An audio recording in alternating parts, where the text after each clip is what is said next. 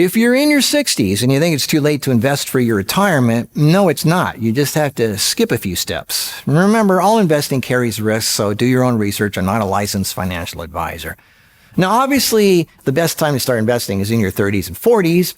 I started in my 50s, and I still made it. If you're in your 60s, is it possible to still live off dividends, which are monthly payments that come in automatically for the rest of your life? Yes, it's possible.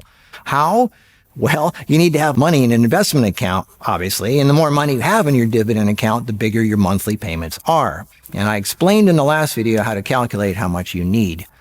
Generally, the way it's done is you spend 30 years growing your portfolio through the magical compounding. This is the growth phase, and you watch your 50,000 or 100,000 turn into a million or two. But if a clock is running out, you need to bypass the growth phase and jump right to the dividend phase. And at this point, you need to ask the same questions that people ask when they're first starting. What have I got? What do I have to work with? After 60 years of living, what do I have to show for it? Well, people who are 60 usually have more to work with than people who are in their 30s. You probably have a house. A lot of you have had a business, hopefully some kind of savings, right? Yeah, right. You probably collected weird stuff, right? Old people love to collect things. Okay, so let's get serious and realistic here. The clock is ticking. Time is running out. You have to have a really thorough, in-depth look at your life and write down everything that you've accumulated through the years and figure out what it's all worth. How much is your house and your car worth? And your collection of weird stuff and your business and your savings and that little bit of gold and coins or rare comic books or anything of value. And if you don't have a lot of physical stuff of value, what have you learned in those 60 years that you can teach people, create seminars or give talks or, private YouTube channel where people have to pay to learn what you can teach them? Whatever it takes, just like those who are starting with nothing, you have to take stock of what you have to offer others that they are willing to pay for so you can scratch together as much money as you can in a short amount of time as possible. If you want to get like $4,000 a month retirement payments indefinitely, you need about $1 million in the account. If you want $8,000 a month, you need about $2 million. Sounds like a lot, but what's your house worth? How much could you get if you sold it? How much could you get if you sold everything you had? That's the extreme. I'm not saying to do that, but by age 60, most people have a lot more value than they think. When men hit 50, they have this midlife crisis and they want to prove to the world they still have what it takes. They got the fancy sports car, the hair transplant. This is my real hair, by the way. And they get testosterone shots and they do everything they can to flaunt how virile they are and how they still got what it takes. And they spend lots of money trying to prove it. But when you hit 60, things change. You don't feel the need to have to prove yourself anymore. Your values change and the way you see the world changes.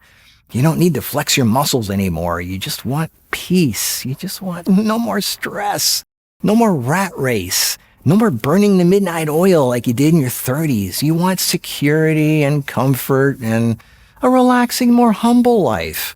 You just want to be left alone and know your bills are paid and taken care of. That's it. I know a number of super wealthy people who sold most of their fancy stuff and moved into a more low-key, normal home. You wouldn't even know they were rich if you saw them. I see this happening a lot.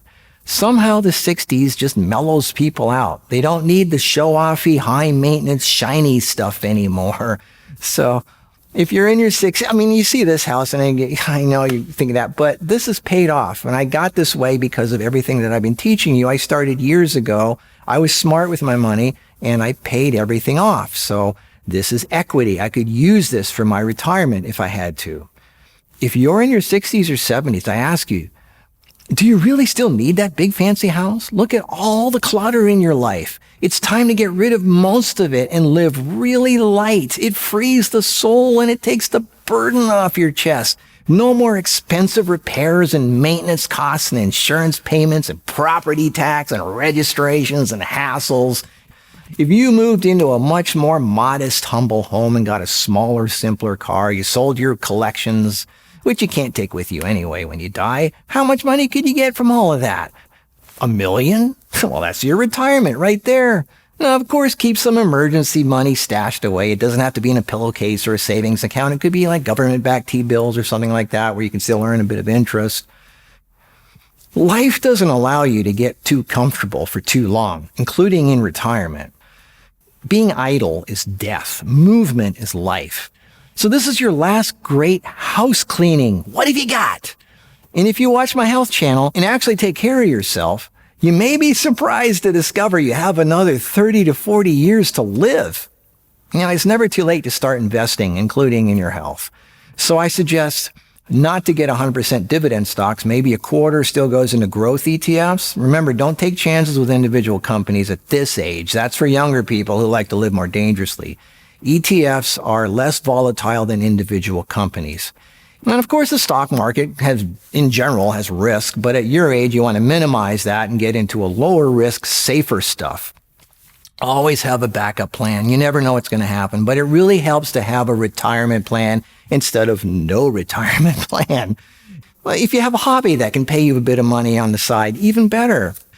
At your age, you have a lot of knowledge and wisdom to share that can really help others who have no clue how to do what you did in your life. Even if you made nothing but mistakes, tell them, don't do this. That's worth something. Teach them for a small fee. People like to feel useful no matter what age they are. Helping people in that way helps you feel useful. And if you get paid for it, even better. Staying active is a good way to feel like you still have something to offer the world. And young people appreciate counseling and guidance. And some of them are willing to pay for it. The world needs more quality teachers. You have value until your last breath. No matter how rich or poor you are, you have value. So put it to good use and let it help pay your bills a bit. It all adds up. Take care of others, and you will be taken care of somehow in return, including your retirement. See you in the next video.